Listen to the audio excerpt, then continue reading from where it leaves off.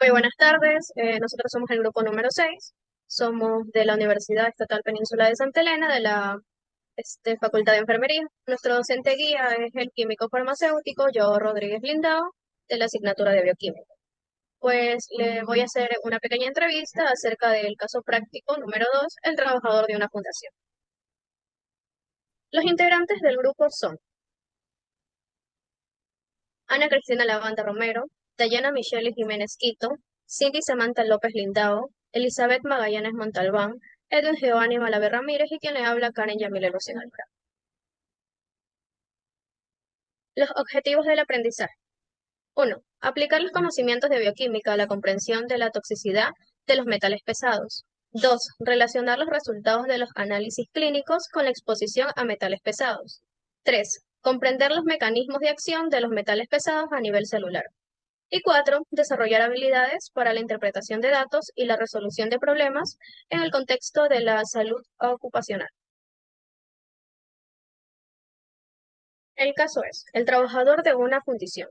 Un hombre de 45 años, trabajador de una fundición, acude a una consulta médica quejándose de debilidad general, dolores articulares, pérdidas de apetito y un sabor metálico que persiste en la boca.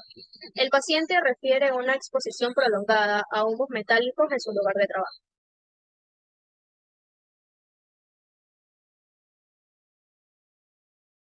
Los resultados de los análisis de sangre revelan los siguientes valores.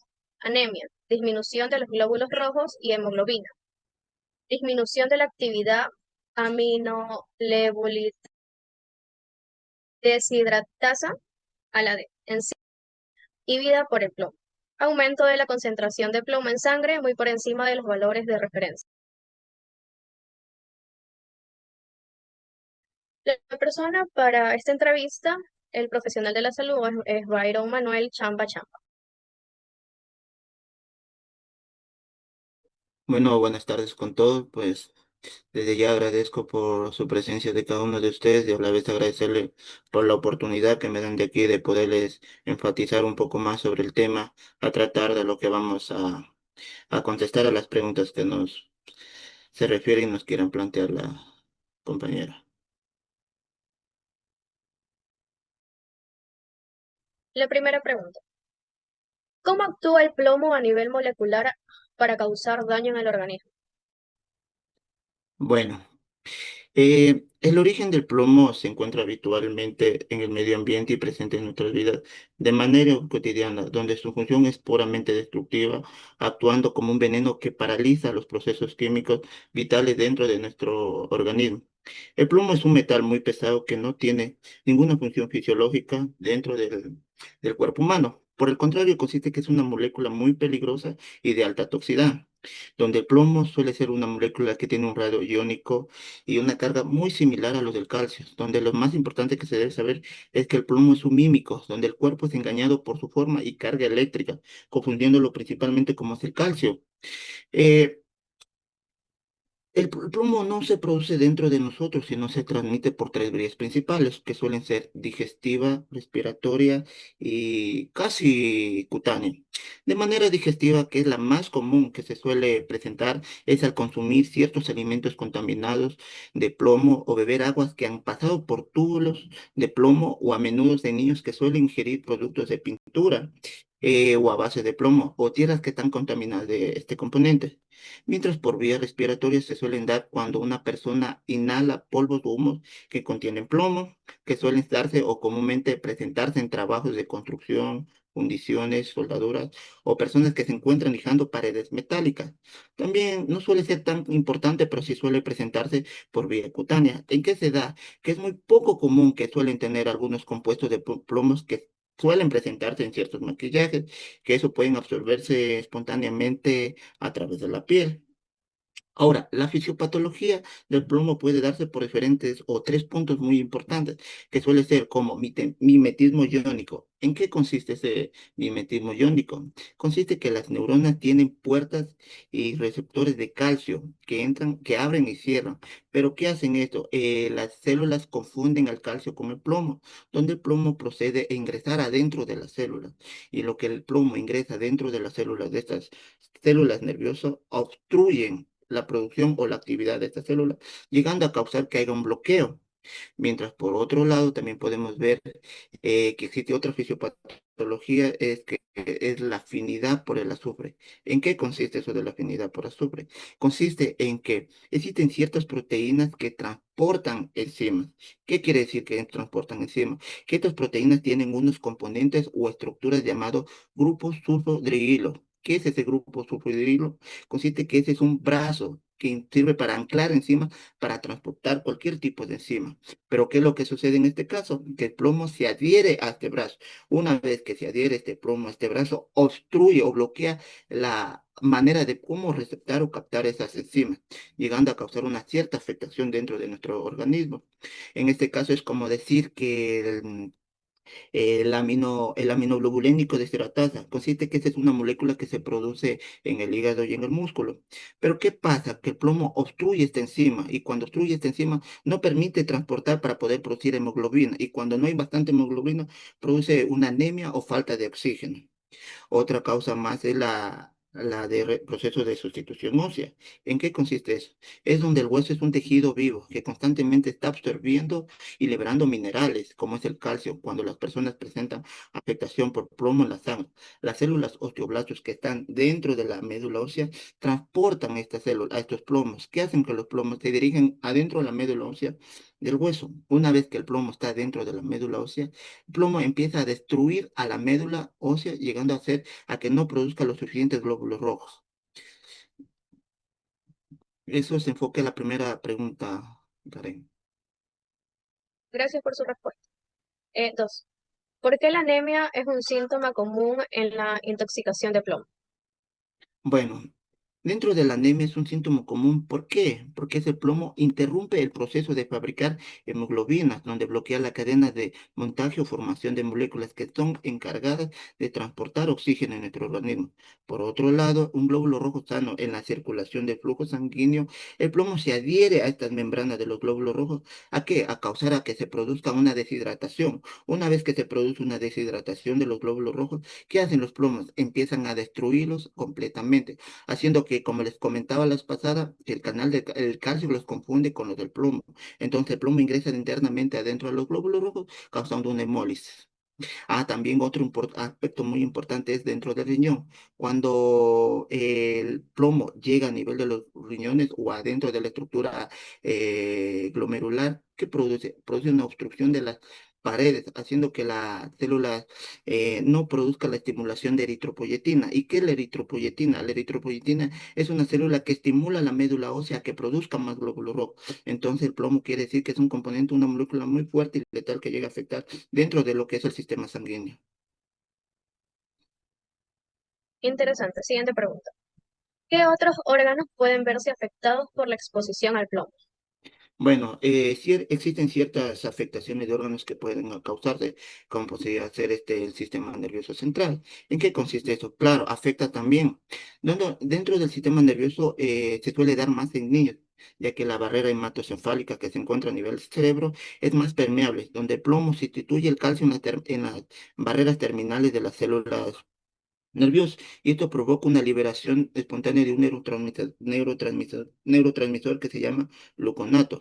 Cuando esta neurona o esta hormona se libera dentro de la célula, produce la obstrucción de las transmisiones eléctricas dentro del sistema nervioso, por la cual produce una disminución de la transmisión, llegando a causar ciertas patologías como una encefalopatía, déficit de atención y pérdida de concentración. También otro punto sería que también suele afectar otros órganos como sería el riñón. En este punto, como el plomo circula por medio de los vasos sanguíneos, esos se dirigen dentro de la estructura anatómica del riñón que se llama los túbulos proximales y túbulos distales. ¿Qué son estos túbulos proximales y túbulos distales?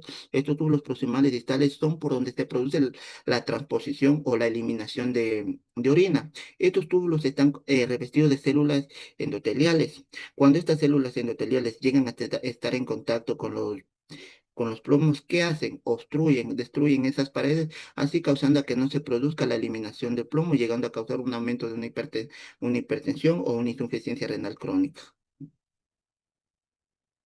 Perfecto. Cuarta pregunta. ¿Qué otros exámenes clínicos se podrían realizar para confirmar el diagnóstico? Bueno, otros exámenes importantes sería el examen Gold Standard, que es consiste en que es una que se la conoce como una plumbemia o un examen de plomo, un examen de plomo en sangre. ¿En qué consiste? Que nosotros vamos a traer sangre a nivel del brazo izquierdo, vamos a traer y eso lo vamos a depositar en un tubo que se las conoce de color, tubos especiales azul marino o marrón. Dentro de estos tubos contienen un componente llamado heparina. ¿A qué hace eso heparina? Para que no se coagule y además cumple una función a que el plomo no se adhiere a los glóbulos rojos. Como les comenté la vez pasada, los glóbulos, el plomo se sabe adherir a los glóbulos rojos. Entonces, ¿qué hace esta heparina? Hacer que no se adhieren con los glóbulos rojos. Una vez extraídos la muestra de sangre a nivel del brazo, se procede a meter una máquina que se la conoce como espectrometría de masas. ¿Qué es una espectrometría de masas? Es un dispositivo en que consiste en que ayuda a separar lo que es los glóbulos rojos y los plomos. Entonces, con eso nosotros podemos diferenciar cuánta es la cantidad de plomo que tienen en este paciente. Ahora, para determinar cómo están los niveles dentro de un niño o de un adulto, hay que poner valores referenciales. Por ejemplo, en los de los niños hay unos valores diferenciales que tienen que ser menos de 3,5 miligramos de cilitro, mientras que en los de los adultos tiene que ser un valor rango entre 5 a 10 miligramos de cilitro. Ahora, si estos valores están por encima de estos valores, se procede a hacer este otro tipo de tratamiento como hemodiálisis o aplicar ciertos tratamientos farmacológicos. Perfecto. Última pregunta. ¿Cuál sería el tratamiento inicial para este paciente? Bueno, en este tratamiento existen varios tipos de tratamientos farmacológicos. Existen uno, por ejemplo, que es el fármaco que varía según si es leve, moderada o severa. Cuando es una enfermedad leve, se suele administrar un medicamento llamado el succímero. ¿Qué es el succímero? Este succímero se aplica de forma vía oral y siempre y cuando esté dentro de los valores leves, precisamente se podría decir. Vuelta, si es que el paciente tiene una afectación moderada, se tendría que aplicar ya no vía oral, sino vía intramuscular, un medicamento llamado edetato de calcio distódico. Esa se la tiene que pasar vía intravenosa para niños y para hombres. Mientras si es que la enfermedad es un poco ya muy grave, que presenta encefalopatía, convulsiones, pérdida de conciencia, taquicardia, fiebre alta, ya se tendría que administrar unos componentes más fuertes, como sería el dimercaprol. Esa se la tiene que administrar cada 24 horas y y dándole seguimiento a la evolución del paciente en la que se encuentra. Muchas gracias por explicarnos.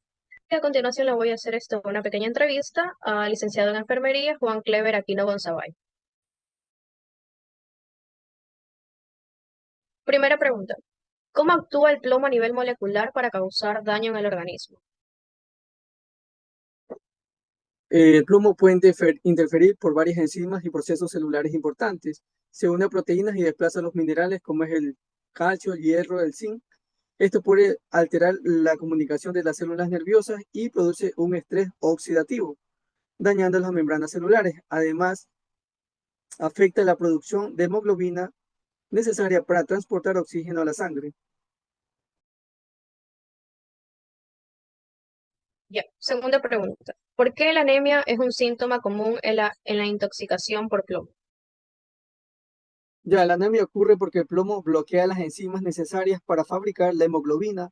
También disminuye la vida útil de los glóbulos rojos y dificulta el uso adecuado del hierro. Como resultado, el cuerpo produce menos glóbulos rojos sanos. Ok. ¿Qué otros órganos pueden verse afectados por la exposición al plomo?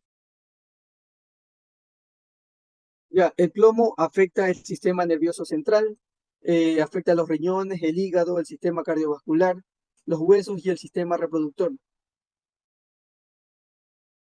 Gracias por su respuesta. ¿Qué otros exámenes clínicos se podrían realizar para confirmar el diagnóstico? Ya se puede realizar la medición de plomo en sangre por medio de un hemograma completo, frote sanguíneo, pruebas renales y hepáticas, radiografías, entre otros. Ya. Como última pregunta tengo, ¿cuál sería el tratamiento inicial para este paciente? Ya, el tratamiento consiste en retirar al paciente de la fuente de exposición del plomo, mantener una una hidratación y buena alimentación, corregir la anemia y en casos graves usar terapia quelante bajo supervisión médica. Ok, muchas gracias, licenciado. De parte